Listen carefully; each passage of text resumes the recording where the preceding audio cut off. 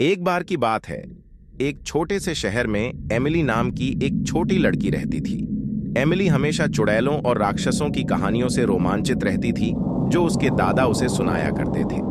लेकिन उसने कभी नहीं सोचा था कि एक दिन उसे खुद कुछ ऐसा भयानक अनुभव होगा। यह एक अंधेरी और तूफानी रात थी और एमिली घर में अकेली थी। उसके माता पिता एक डिनर पार्टी के लिए बाहर गए थे और देर तक वापस नहीं आए। एमिली ने टीवी देखकर खुद को विचलित करने की कोशिश की, लेकिन बिजली चली गई जिससे वह पूरी तरह से अंधेरे में चली गई। अचानक उसने अटारी से एक कर्कश आवाज सुनी। वह हमेशा अटारी से डरती थी और इस आवाज ने उसके दिल की धड़कन बढ़ा दी। एमिली ने धीरे धीरे चरमराती सीढ़ियों से अटारी की ओर अपना रास्ता बनाया। जैसे ही उसने दरवाजा खोला, उसने कुछ देखा जिससे उसका खून ठंडा हो गया। कोने में काले कपड़े में एक आकृति खड़ी थी। यह एक चुड़ैल थी जिसके लंबे उलझे हुए बाल और उसके चेहरे पर एक टेढ़ी मेढ़ी दुष्ट मुस्कान थी। एमिली ने भागने की कोशिश की, लेकिन चुड़ैल बहुत तेज थी।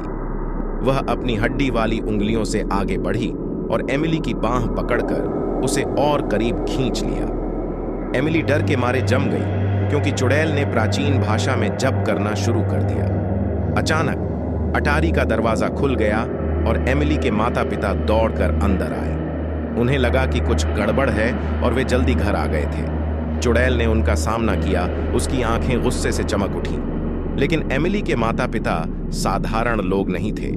वे जादू टोने के विशेषज्ञ थे और वे जानते थे कि इस तरह की स्थिति से कैसे निपटा जाए।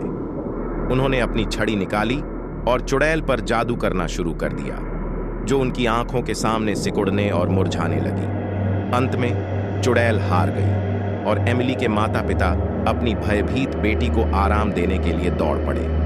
उन्होंने समझाया कि चुड़ैलें और राक्षस असली थे, लेकिन उनमें उन्हें हराने की शक्ति थी। उस दिन से एमिली ने बहादुर बनना सीखा और अपने डर को कभी भी अपने ऊपर हावी नहीं होने दिया। और जहां तक जादू टोना की बात है, उसने उस नगर में फिर कभी किसी को परेशान नहीं किया। लेकिन कुछ का कहना है कि अंधेरी और तूफानी रातों में आप अभी भी अटारी के माध्यम से उसकी दुष्ट खड़खड़ाहट सुन सकते हैं।